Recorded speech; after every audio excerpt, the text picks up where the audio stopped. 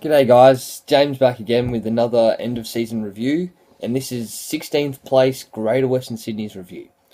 Now, Greater Western Sydney finished the season with 6 wins and 16 losses, and they had their ups and downs. They had some good wins, they had some very poor losses, but we'll delve into that in a little bit more depth in the next couple of minutes. Now, I'll start straight away with their highlight, and I'm sure this will be on the Swans' lowlight list, is the round 1 victory that GWS had. Now, they came into the season, yes, it's a new season, Swans were a bit starstruck. They seemed as though they were just out there, GWS going to have a win. GWS came out and they played brilliantly. They won with the final score 99-67 against Sydney Swans, and they stayed at it, they went hard, they tried, and they won the game against Sydney Swans, who ended up finishing top of the ladder. So there you go. If you look at it, if they did that in round 23, it would have been 16th beating 1st. So, shouldn't read too much into it, as in, yes, first game of the season, yes, players coming back, but it was a brilliant win for Greater Western Sydney, nothing taken away from them at all. It was brilliant, and, I'm a Swan supporter, I put my hand up. So, I'm saying that GWS played brilliantly, and they knocked off the Swans, so there's not too many teams that say they that did that this year. So there you go. Into the low light for Greater Western Sydney, round 8 versus West Coast. As in, consolation for GWS, they can get a score on the board, but as in, they scored 77, which, every day, not too bad a score. As in, yeah, it's probably a losing score, but it's not like a 30 like St Kilda score or something like that. But they let 188 points in from West Coast, and yes, it was in Perth, and yes, that's always a hard assignment for any team going over to Perth and playing. But yeah, was it 188-77? Still 111 point victory for West Coast over there. So you can't. Greater Western Sydney would have found it hard to get any positives out of that game. Now, my Christmas bonus, it's a tie for me. Callum Ward. Now, he's a great player, isn't he? He's done his stuff. He's come in, and he's playing great football. And he's what they needed, and he's what they need. But he's also doing it he's using himself to bring along the up and coming stars. And that brings me on to the second one, and which is Devon Smith. Now, he's sitting alongside Ward. He's running through the midfield. He's kicking goals. He's playing brilliant footy. And I am a Geelong Amateur Football Club player. So, yeah, I kind of have to go with Devon Smith for this one. Yes, he's from Lara. I play footy with his brother. But he's coming in. And you could say that for a lot of the young stars, like Toby Green after his incident. I won't go into that. But he's turned around and played good footy.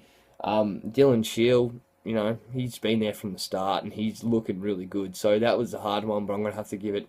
If I had to choose between any of them, it'd be Callum Ward getting my Christmas bonus. Now, on the chopping block. Now, this guy, and it's not so much as he's playing poor footy. He's not playing to his potential. It's more for the fact that Greater Western Sydney could get something good out of the deal if they got rid of him, which is Tom Scully. Now, he came over to Greater Western Sydney, and it was a bit controversial. He got a lot of money to go to Greater Western Sydney, and he hasn't lived up to potential. He just hasn't done it. You can't say that he has. So, get rid of him. Get in someone that they need, because at the moment their midfield group is looking okay. They're developing along nicely. You got Callum Ward in there leading a bunch of youngsters, and you got Shane Mumford in there, who can do anything.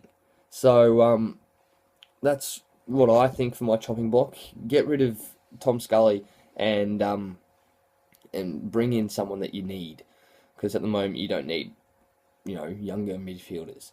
What I think they need to improve would be get someone to help Heathshaw in the back. So their forward line looks amazing. Look at them. You got Jeremy Cameron. I know, yeah, John Patton's out for another year, but they've still got that forward line that looks really, menacing. It's, I put it up there, and again, as a Swan supporter, it's up there with the Sydney Swans forward line. They've got that great forward talent, and their midfield is looking really good, as I've mentioned. Devon Smith, Callum Ward, You got Adam Treloar, Toby Green. Did I say Adam Treloar? Did I? Yeah. Toby Green, Dylan Shield. They're looking good through the midfield. Their backline's struggling, and they've got Shaw in the backline, but they've got a bunch of young stars. But they need someone. They need a key position backman that can stop Josh Kennedy kicking 11 goals, kind of thing. That's what they need. And 6-16, it's about right. I reckon 2 more wins next year. I reckon they're going up a little bit, but again, I keep saying these teams are going to do well, but I can't put any teams below them, so I'm going to sit them at 16 wins, 16th position still.